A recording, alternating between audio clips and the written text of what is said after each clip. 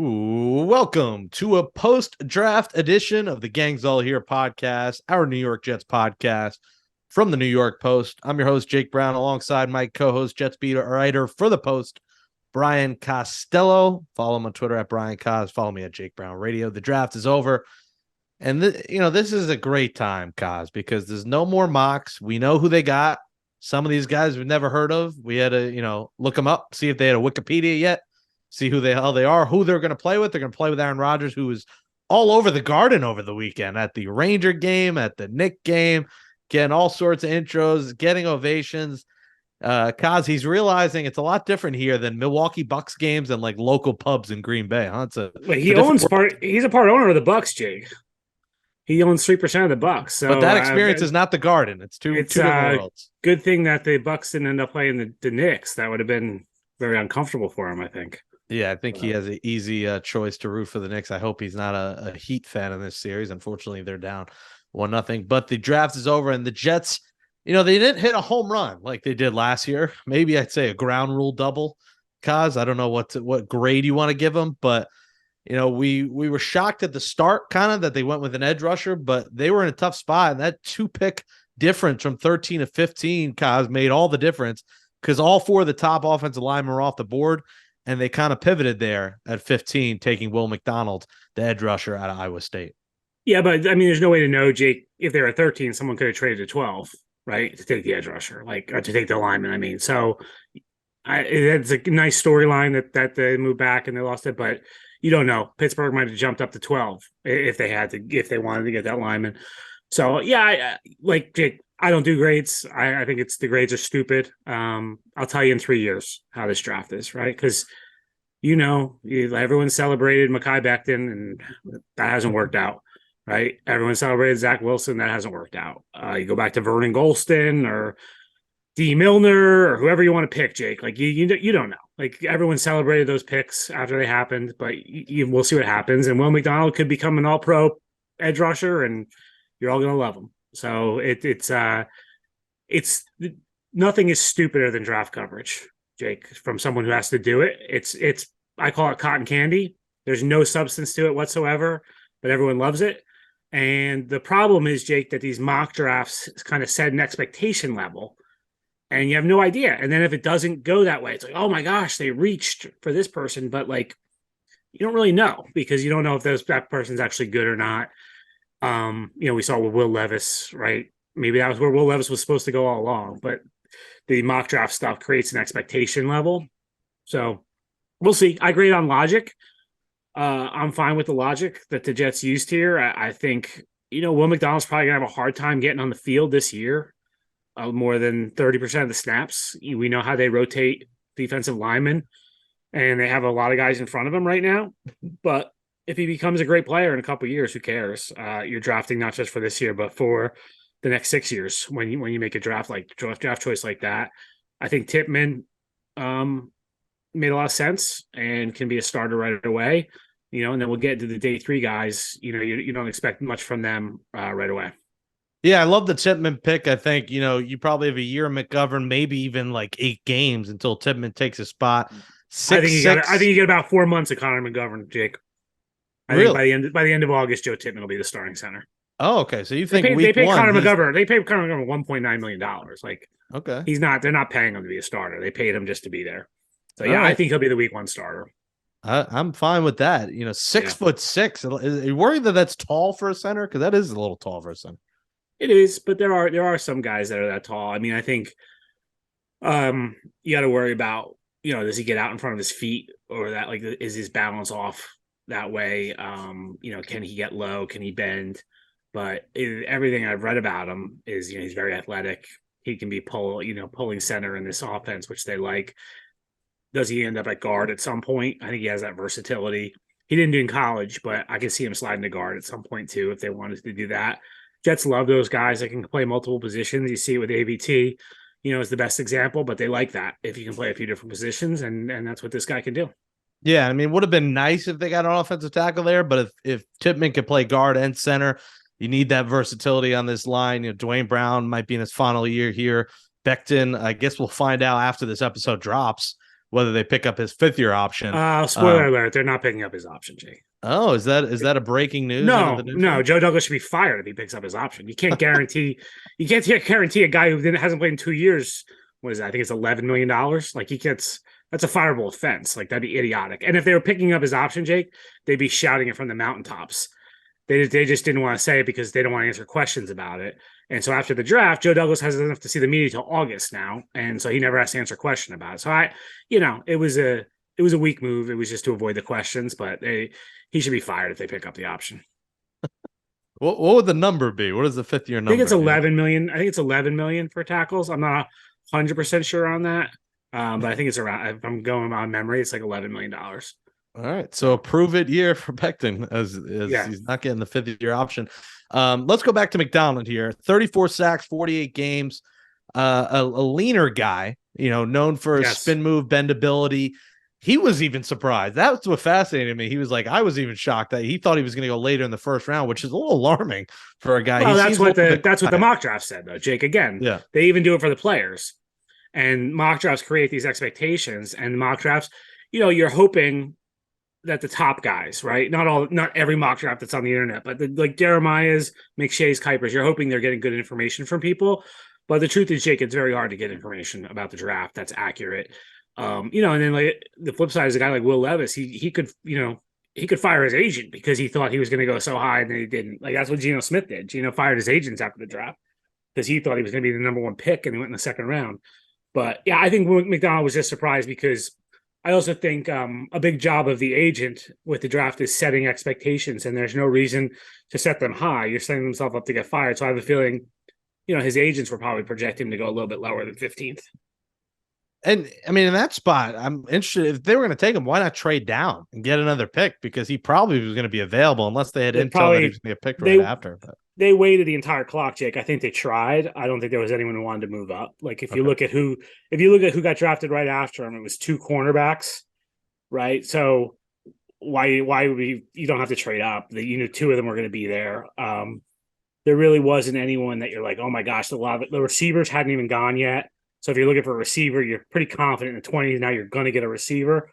There really wasn't anyone who you're like, I got to move up to get that guy. Like the tackle, there was 1 tackle left out of the big 4. So Pittsburgh's like, all right, if we're going to get this, we better jump the Jets. And they did. So I just don't think – I think Joe Douglas tried because the clock went very low before they took McDonald. Yeah, it's interesting. And, Jackson Smith, Nick Jigma fell to 20. That would have maybe been the other option, but the Jets probably feel they have enough receivers at this point. I would have loved another receiver. You can never have too many receivers, especially in a year with Aaron Rodgers. That could have been the other guy. Would you have liked them to pick a receiver there? No. I think you're good at receiver, and I think I do believe in Douglas's philosophy that you build through the trenches, and they've drafted a wide receiver in the first 2 rounds every year Joe Douglas has been the GM. Like at some point that has to stop, and you got to have faith that you actually picked one that can play. And I think they got one last year in Garrett Wilson. They went out, they signed 2 in free agency with McCole Hardman and Alan Lazard. So I didn't think receiver was as big of a need. Defense, you can argue edge rusher is not a need either, but I think you can't go wrong building offensive and defensive lines. Yeah, the only thing is, McDonald is not going to be an immediate starter. He's like 6th on the depth chart on that D line right now. He's not going to get a ton of playing time this first year. But none of them do, right? I mean, if you look at it, Carl Lawson doesn't get a ton of playing time, so he'll rotate. I think, Jake, I look at it, they don't really have they don't have a great defensive tackle depth now. I know they signed Quentin Jefferson. I would think about moving like Michael Clemens inside and making him a defensive tackle. I think he's big enough. You could do it on pass rushing downs or whatever, but that way maybe one of them gets cleared out of the edge rusher room. But again, this pick is not about 2023. This pick's about beyond that. Bryce Huff is going to be gone after this year. Carl Lawson's going to be gone after this year. So you'll start to get some clearance in that room where McDonald can be a little bit more of a player. My only worry is this team's built right now to win and potentially just for 1 year if Rodgers would be 2. So I would have liked to see them get more of a do it now pick, but I don't hate the pick. It'll be good for 2024. Like you said, those guys are coming off the books, so they're going to need some depth at that position. And I guess you can never have too many edge rushers. And he's an interesting guy. He didn't play until a while, right? He didn't play until later junior year in of high school. Yeah, it Yeah. was interesting. He, talking to people, he had a rough upbringing. He's from a pretty tough place, and he was working at McDonald's as a sophomore in high school to support his family. And he played basketball. And then the high school football coach saw him in the hallway one day. He had transferred to a different school and started bugging him about playing football. And when he went first practice, Jake, he didn't know what goalposts were. Mm-hmm. He had to ask what the goalposts were for. He didn't know how to get in a stance. Like, he just didn't watch football. And they put him at wide receiver and let him catch some passes. And then some point they tried him at defensive end, and he blew up the guy that was the starting tackle, and they figured out what they had there. And he's explosive. I mean, he's athletic. You jump over cars, Jake, you're athletic, right? And he rides unicycles and jumps over cars. Like that's pretty good stuff on your athletic resume. Yeah, the videos were pretty cool. I saw those clips. It was like the world's strongest man or the most athletic man, and he was talking about how he uses his basketball skills like the Euro step and the pivot move to get around offensive linemen. So jiu-jitsu, I like that. We have ourselves a karate kid here with the first pick. I like it. So we'll see. Like you said, it's going to take a couple of years to say if this is a good or bad pick. This just wasn't a home run pick like, getting Sauce and Garrett Wilson. But that's also 4 and 10, and this draft wasn't as special as last year's draft. So that's it's hard. I think it's hard to get those at 15, Jake. Yep. I just don't know who the pick would have been. I mean, I know you want to tackle, but is Broderick Jones a home run? No. Like, that's not a home run pick either. Like, the last year was I think a very unique year with 4 and 10, and taking two players at those positions where they're going to have, immediate impact and play a ton of snaps doesn't always happen. And we talked about Tippmann, the 43rd pick. This is probably their best pick, Kaz. You got your number one choice at a position that you needed. Again, we could argue for a tackle, but Jets fans got to love the Tippmann pick. And 6'6", go to Wisconsin. You start for as long as he did, high football IQ. I think Jets fans are going to love this pick, and, he'll be blocking for a future Hall of Famer.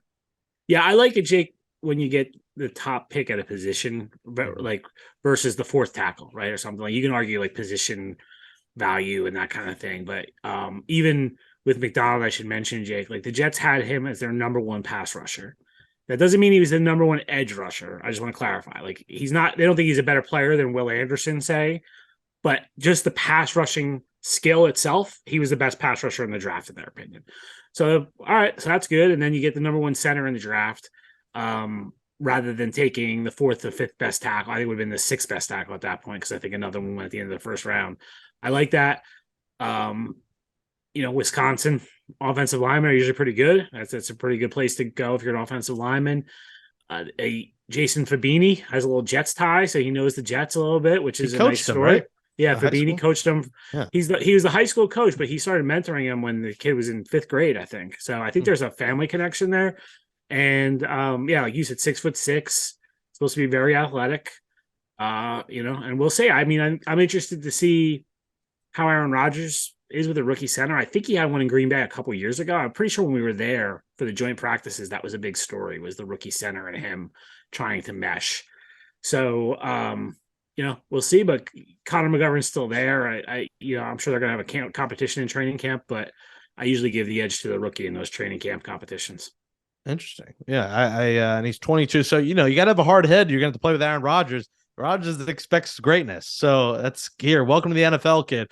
You're blocking for Aaron Rodgers. That's going to be an interesting assignment for him, but at least everyone loves a good offensive line competition. There's going to be that with Brown and Becton and these guys. So the offensive line is going to be interesting. And I'm sure they're still going to add someone at some point in free agency, whether someone gets cut late in the training camp, maybe a disgruntled lineman who wants to get out of town. I'd expect to add someone. I just don't know how much you get at this time of year. I mean, they got Morgan Moses a few years ago. That was good. But the Becton thing is interesting because, he's very active on social media. He gets very upset when anyone suggests he's not a left tackle. But Dwayne Brown has played left tackle his entire career. Remember, we talked about this last year, Jake, with George Fant. Like, Dwayne Brown ain't moving, right? He's played there his whole career. He's not moving to right tackle. Dwayne mad last year when they were shifting him to the right side? Fant. Fant was mad. Yeah. So Dwayne came in and played left tackle. There was no questions. So Becton's always on Twitter has been, I'm a left tackle. So, and then Robert Saleh wouldn't answer the question when he was asked the other day, which side would they play on? So that's going to be interesting to watch how Becton handles that, because I think they're going to want him to play on the right side now.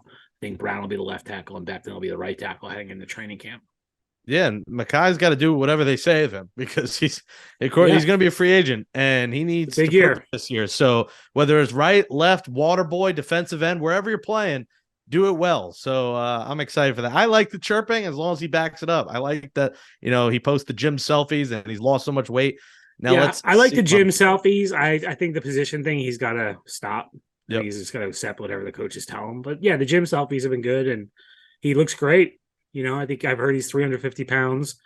Jets want him at 340. So he's another 10 pounds to go, I think. But he's, he looks good.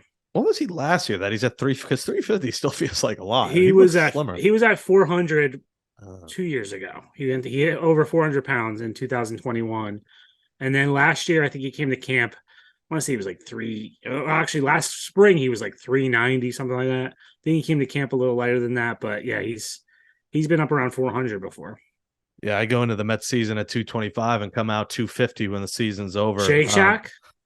More like lobster rolls and the new Sonny Anderson's mac and cheese they have there this year. Look at you. Yeah, lobster I eat bougie. rolls. How much are we paying? How much are we paying you, Jake? Well, I find ways to find them for free. That's usually the goal. Oh, how much is a lobster roll at Citi Field? It's probably I think it's $20 the lobster. I love the steak sandwich, the Pat LaFrieda steak sandwiches, Jake. But that's also you need a mortgage. It's a class. Well, the only problem with the steak is they put a lot of onions in there. It's a little overdose. So sometimes you got to remove some of the onions.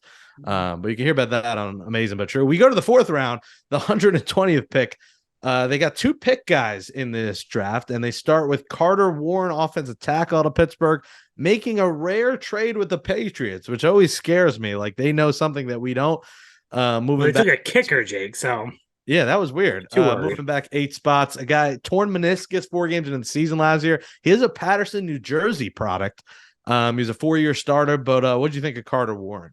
Yeah, I thought it was a good pick, Jay. I like day 3. I like kind of taking chances on guys that are there for a reason, right? So maybe Carter Warren is a higher pick if he doesn't tear his meniscus. And I think he played 4 games last year. Mm-hmm. So I like that kind of logic. Like I said, I grade on logic, and I like day 3 of going, okay, would this guy have been a 2nd round pick if he had played the whole season? Maybe. So because it's lottery tickets. Day 3 is completely lottery tickets. Like if you get something out of these guys, you win. So I liked it. I know the high school well. Jake, Passaic Tech is a great football program in New Jersey. A lot of kids from Patterson go there. I used to cover Passaic Tech back in the day, and they've always been a good football program. So he seems pretty impressive. And talking to him, he was impressive, and I think the Jets loved him at the local visit day. They kind of fell in love with him, and we'll see. Like it's Max Mitchell had to play last year, right? Another 4th round pick he had to play. You hope this guy doesn't have to play right away. You hope he can just have a kind of a redshirt season and learn, and then see if he develops along the way. And I always like local guys because they know the area, they know the fans, they know their way around. It's not like they're moving into this new environment. So I'll always favor that. Some people debated, should they have traded up to try and get DeJuan Jones out of Ohio State? No, got 111. No. He I'm trying to think of, I want to be sensitive here, but there was a lot of bad things about him. I heard at the Senior Bowl, and I also think Jake, he's a similar player to Becton, where he's just too big. I don't know if the Jets will go down that road again after Mekhi. Mekhi's just too big. He's just like, it kind of sounds crazy for football players, but he's too big for his bones, right? And that's why I think he keeps getting hurt. And DeJuan Jones is similar type of guy. Yeah, I've heard that about myself. Too big for my bones a few times or not. We go to round 5 where we stick with Pitt and, back to back years, Kaz, of drafting a running back. How about that? Michael Carter in 2021, the 4th round, 2nd round, Breece Hall. Carter, I guess, is a success. It's still early. Breece Hall obviously was till he tore his ACL, as well as the undrafted Bam Knight. Israel Abani Konda. I think I said that right. Out of Pitt. What do you think of Israel? I'm going to call him Izzy. Jake, that's what I'm going to call him. Yeah. So I liked it. Again, I running back is a position where you need a lot of them. There's always injuries at that position. you're always like a rotation. So I'm all for taking a running back every freaking year. Like just keep bringing them in, right? They usually don't last that long either. Most of them don't have long careers. So I think it was good, and he seems to have home run ability. See the game against Virginia Tech he had, Jake? Mm-hmm. 320 yards and 6 touchdowns. That's absurd. Pretty good. Yeah. Well, he pretty led the good day. nation in points scored and rushed for 1,400 plus Well, yards. So if you have 6 touchdowns in one game, right? Like gets you you a head take that start. away, it's 14. You're like, okay, that's not that great. 20 is pretty impressive. So yeah, he did impressive stats, and seems like a good kid too. We just talked to him the other day, and I think he's a high character guy, and I agree with you, Jake, with the local thing. I'm not sure about other parts of the country, but I've always felt like people from this area of the country we're a little different, and We're built different. We're built different, and I like guys who come in here and have kind of that Jersey, Brooklyn kind of attitude to them, and they're not going to take any crap, and they kind of know what to expect. And there's you can't have thin skin if you live around here.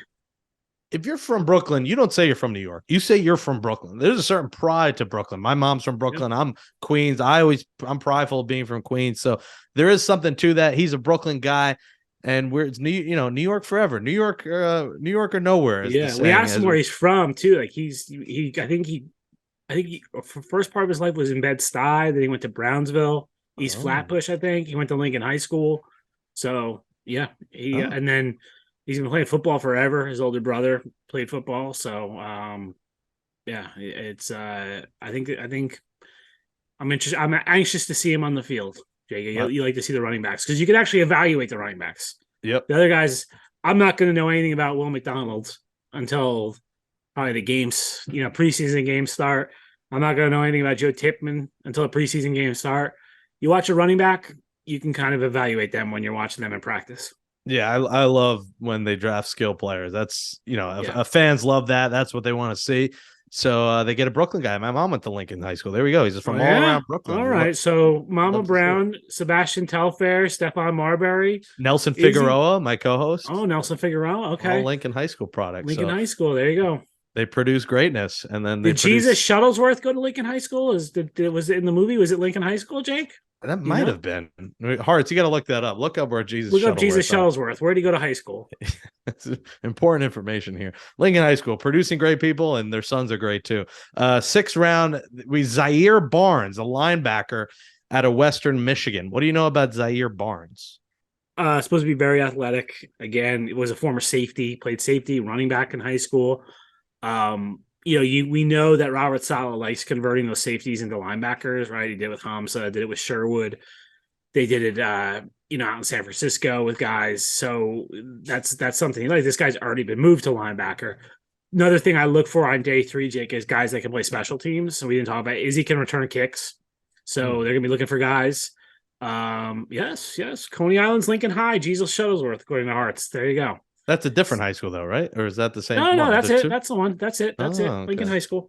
So, So I like the guys that can play special teams, and if you have an athletic linebacker getting picked in the 6th round, you better play special teams. Like that's going to be his role. Saleh said he can compete for the 3rd linebacker spot. I think that's a tough ask coming out of Western Michigan in the 6th round, but I would expect him to see a lot of time on kickoff, kick return, punt team, those types of things. And he earned an invite to the NFLPA Collegiate Bowl. So he's got to be decent. 93 tackles, 9 passes defended last season. 6th round, the 204th pick, defensive back who started at safety, nickel, and outside corner. So you want to talk about versatility? Yeah. Looks like they got that in LSU's Jarek Bernard Converse, and a great name too. Yeah, you just nailed it, Jake. He can play all the positions. They can move him around, make him a little bit of a Swiss Army knife early on. Another guy is going to have to play special teams, but a ton of experience, Jake. I think he played 3,500 snaps in college. So he went to Oklahoma State first. Then he transferred to LSU, and he's played a lot of football. So if you're looking for a guy with experience, he has it. And again, the position versatility, I think they love. Who knows what he's going to be? They can move him around, and safety position is something, Jake. There's not a lot of future security there with the Jets. I think there's going to be open safety jobs soon, and so if they move him to safety, he might be able to get on the field a little bit as a rookie, even. Yeah, I'm a little surprised they didn't go earlier on a safety, because that's definitely one of their weaknesses on defense. But this kid, his pro day results, speed and versatility would have ranked him in the top 3 amongst safeties at the NFL Combine. So the numbers look good. Like you said, he's played a lot. I like those guys who have played 4 years. He went to 2 monster schools. So I like that pick late. All right, the last pick, and I got to make sure I say his name right, or we're gonna have to bleep it out here with the 6th Zach, round. the tight end. Zachary, the 220th pick, tight end Zach Kuntz. Say it again, Jake. What was that? Kuntz with a Z at the end. Old people getting fired around here for saying that name. Watch out. I know. I got to be careful because I saw someone reacting in the draft and they said it wrong, and I think they did it purposely. So Zach Kuntz, tight end, Old Dominion. Interesting. He's a big fella, 6'7", Kaz, but this is a team that already has 3 tight ends. What do you think of the Kuntz pick here? Yeah, this is a guy who's an athletic freak, Jake. I don't know if you saw the numbers. Like, he's one of the greatest tight ends that's ever tested. Basically, his combine numbers are ridiculous. Started out at Penn State. He only caught 3 passes in 3 years. So he transferred to Old Dominion, caught some more passes there. So it's kind of a guy who has these crazy athletic traits that haven't really translated on the football field yet. I'm fine with taking that guy in the 7th round, right? You're taking a flyer. The odds of him panning out, Jake, are very slim, but you never know.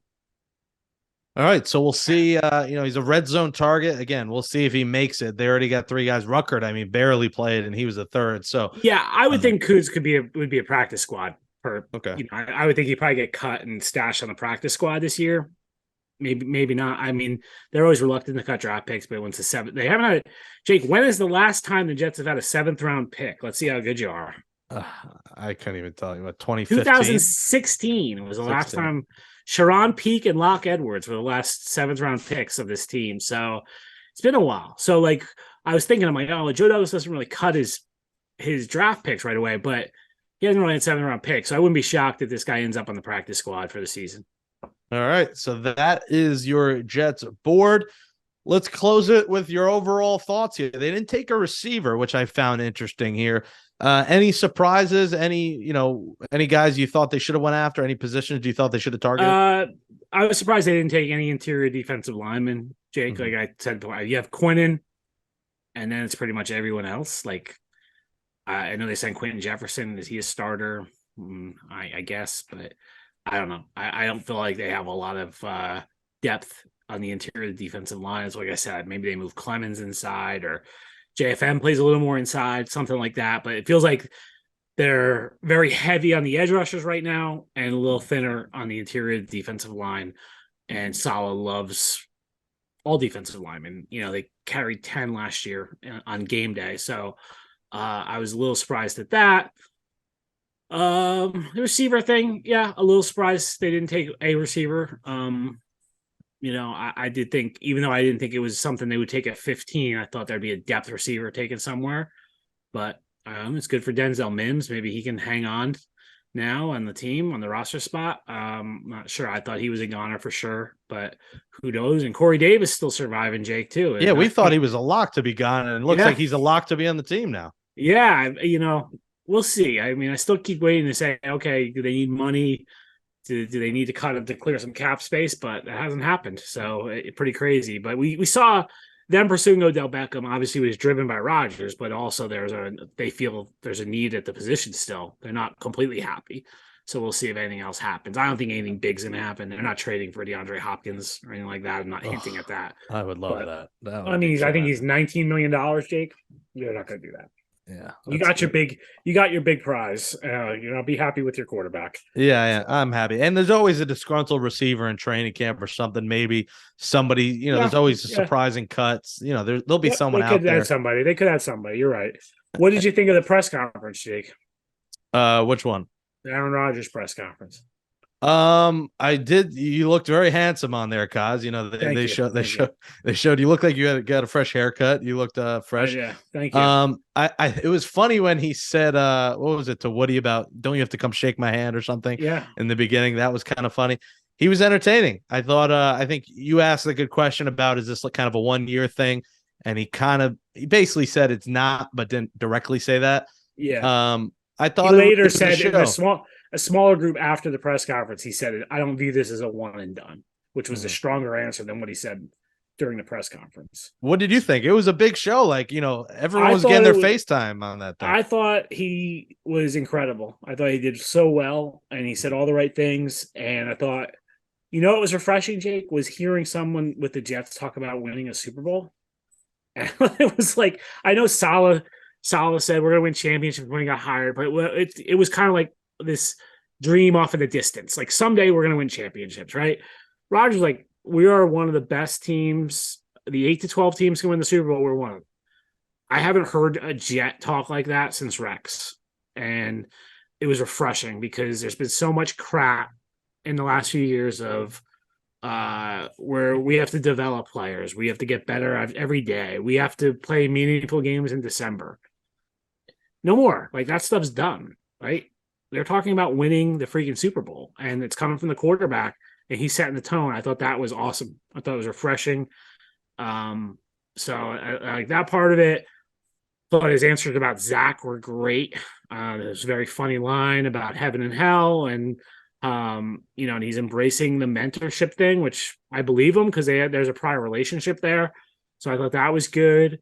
I thought he hit all the right notes, Jake. And then him going to the Rangers and the Knicks, like he's embracing New York, where this constantly been compared to Brett Favre. Brett Favre was basically a hostage here for a year. Right? He didn't want to be here. He had to come here.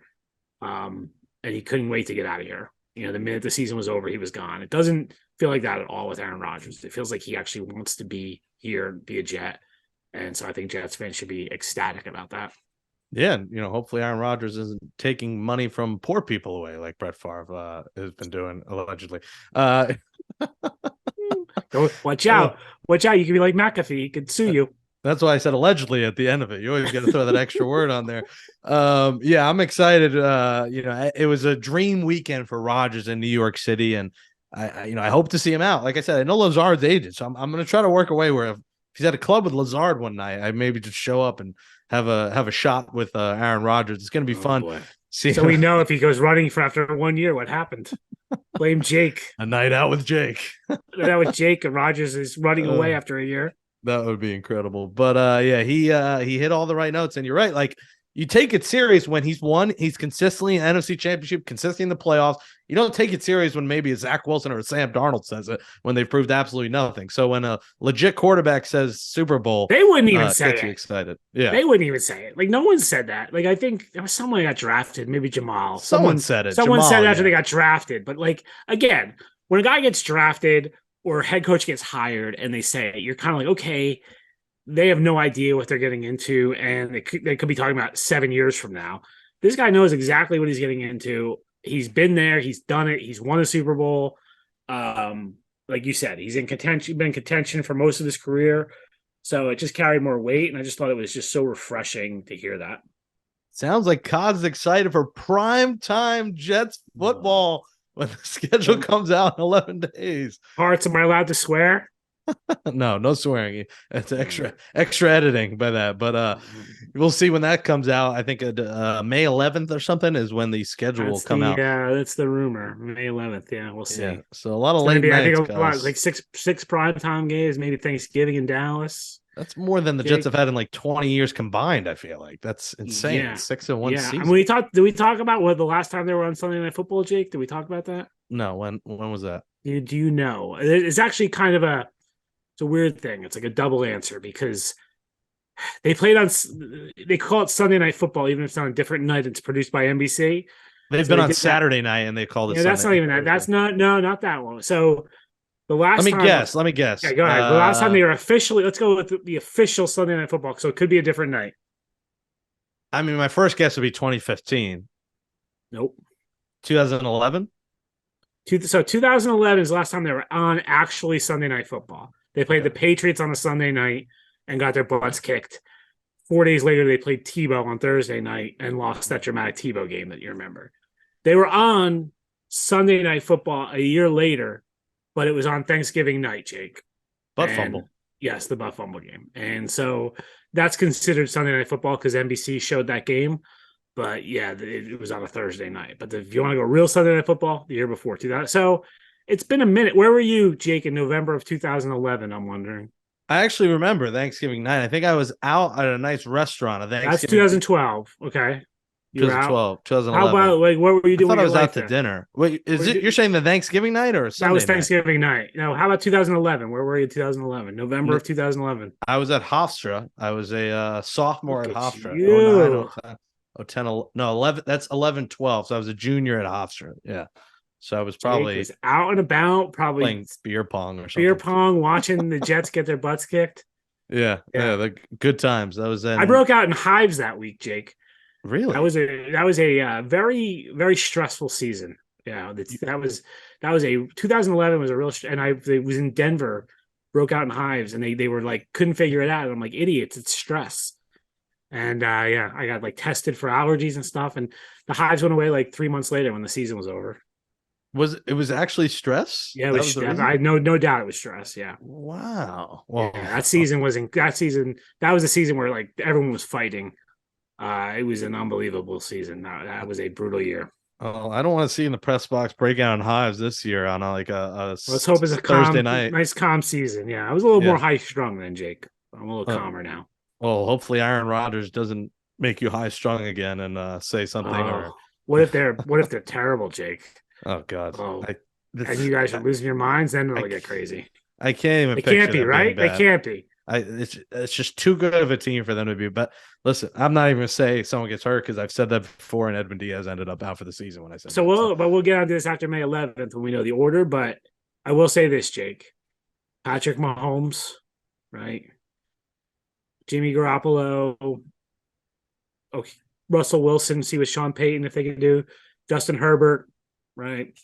Jalen Hurts, Dak Prescott, Daniel Jones, Deshaun Watson. They got some quarterbacks now on their schedule this year.